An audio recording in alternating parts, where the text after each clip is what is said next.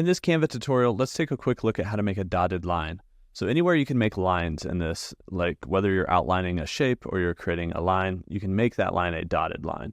So to do that, we would go over to our elements panel and we might find our lines. So if you come in here and type shapes, or you find your shapes category, you can go to see all and you'll see these different types of lines.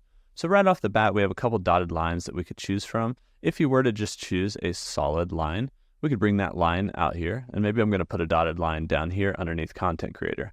So I've got two endpoints on that line, and I could click and drag to make this line a little bit larger. It's kind of giving me fits when it comes to keeping it straight, so I could hold the Shift key to make sure it stays lined up and doesn't actually rotate at all.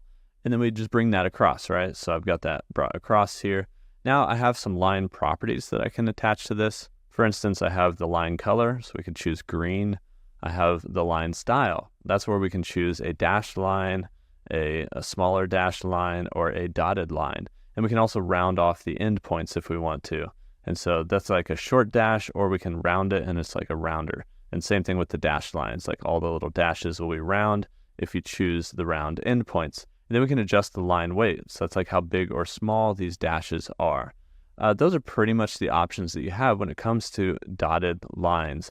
Now you can choose whether there's an arrow at the end or the beginning, and also if the line itself is an elbowed line, like it has some curvature to it, so you can make adjustments there.